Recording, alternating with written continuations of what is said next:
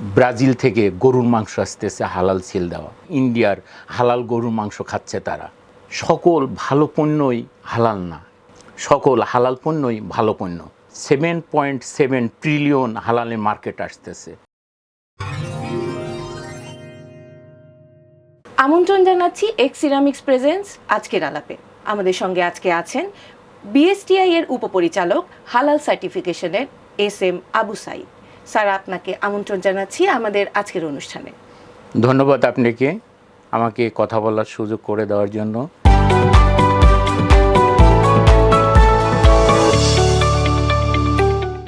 Sir, প্রথমেই জানতে চাচ্ছি হালাল পণ্য বা হালাল ফুড যেটাকে বলা হচ্ছে, এটা আসলে কিসের উপর ভিত্তি করে আপনারা ঠিক করছেন?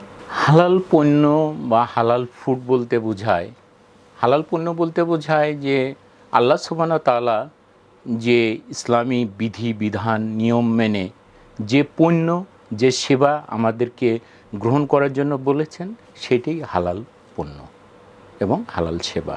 বলা হচ্ছে যে দেশে এবং বিদেশে দুই জায়গাতেই হালাল পণ্যের চাহিদাটা অনেক বেশি বেড়ে গেছে।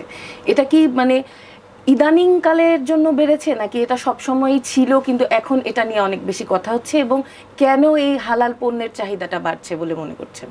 হালাল পণ্যর জন্য গোটা বিশ্বে কোনো হালাল মান ছিল না। আপনারা জানেন যে ওআইসি-ভুক্ত 57টি দেশ আছে, এর মধ্যে 46 গোটা বিশ্বের 46টা দেশ মিলে ওআইসি স্মিক স্ট্যান্ডার্ড করেছে, হালাল স্ট্যান্ডার্ড নামে পরিচিত। ওআইসি স্মিকের বিএসটিআই সদস্য এবং তার ফোকাল পয়েন্ট। এবং ওআইসি স্মিকের যে আন্তর্জাতিক হালাল স্ট্যান্ডার্ডগুলো আছে, বিএসটিআই ইতিমধ্যে বিডিএস ওআইসি স্মিকের 16টি হালাল স্ট্যান্ডার্ড হারমোনাইজ করেছে এবং 3টি হালাল গাইডলাইন করেছে কসমেটিকের জন্য। মোট আমাদের 19টি হালাল স্ট্যান্ডার্ড আমরা তৈরি করতে পেরেছি। ওআইসি হচ্ছে ওনাদের সদস্য, আমাদের যেটা বিএসটিআই ওনাদের সদস্য, এবং আপনারা যেটাকে হালাল বলছেন সেটা আসলে হালাল পণ্য হিসেবে ওয়ার্ল্ড ওয়াইড কি এটা স্বীকৃতি পাওয়ার মতন? ওআইসি বলতে বোঝায় the Islamic organisation of cooperation. মুসলিম দেশ আমরা যে আছি, আমাদের একটা ওআইসি আছে, সংগঠন আছে, বাংলাদেশ তার অন্যতম সদস্য। এই ওআইসি স্মিক মিলে আন্তর্জাতিকভাবে এই মুসলিম কান্ট্রির সকল যে স্ট্যান্ডার্ডাইজেশন বডিগুলি আছে, অর্গানাইজেশনগুলি আছে, তারা একত্রিত হয়ে হালাল স্ট্যান্ডার্ড, ওআইসি স্মিকের আন্তর্জাতিক হালাল স্ট্যান্ডার্ড তৈরি করা হয়েছে। এখানে পণ্য আছে ওআইসি স্মিক 1 যেটা হালাল ফুড, যেটা আমরা বিডিএস ওআইসি স্মিক 1 করেছি। বিডিএস ওআইসি স্মিক 2 এটা সার্টিফিকেশন বডির জন্য। বিডিএস ওআইসি স্মিক 3 এটা কনফার্মেটি অ্যাসেসমেন্টের জন্য। বিডিএস ওআইসি 4 কসমেটিকের জন্য। এইভাবে স্ট্যান্ডার্ডগুলি আমরা তৈরি করেছি। এই স্ট্যান্ডার্ডগুলি ইতিপূর্বে ছিল না বিশ্বে।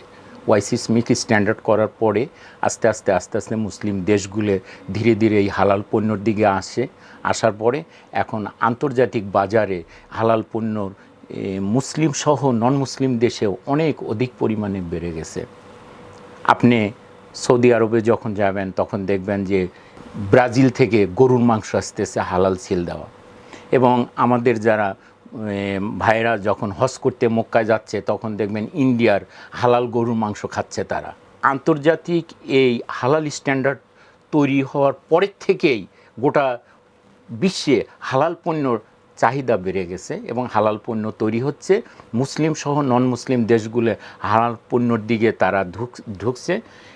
সকল ভালো পণ্যই হালাল না, কিন্তু আপনি যখন দেখেন যে সকল হালাল পণ্যই ভালো পণ্য, যে কারণে হালাল পণ্যর দিকে মুসলিম সহ নন মুসলিমও চাহিদা করছে এবং এর বৃদ্ধি পাচ্ছে ধীরে ধীরে।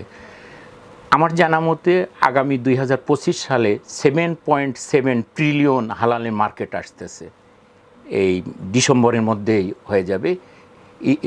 ইতিপূর্বে আপনি জানেন যে 22, 23, 24 পর্যন্ত $59 বিলিয়ন হালাল মার্কেট ছিল। বাংলাদেশ গত 24 সালেও 900 কোটি টাকার হালাল পণ্য রপ্তানি করেছে। হালাল পণ্য যখন তৈরি করা হয় তখন জিএমপি, জিএসপি, এইচএসসিসিপি মেনে করা হয়। GMP means good manufacturing practice, তারপরে HSCCP hazard analysis, critical control point, good manufacturing practice, এগুলো মানিয়ে চলা হয়। নন মুসলিম যারা, তারা জানতেছে যে ওয়াইসি স্মিক স্ট্যান্ডার্ড, হালাল স্ট্যান্ডার্ড, এখানে টেকনিক্যাল পার্টগুলো দেখা হয়। যখন কোন খাদ্য তৈরি করা হয় তখন এর কেমিক্যালস অ্যানালাইসিস করা হয়, কেমিক্যালগুলো দেখা হয় এবং মাইক্রোবায়োলজিক্যাল পার্টটা দেখা হয়। এরপরে উপরন্ত দেখা হয় শরিয়া ভিত্তিক।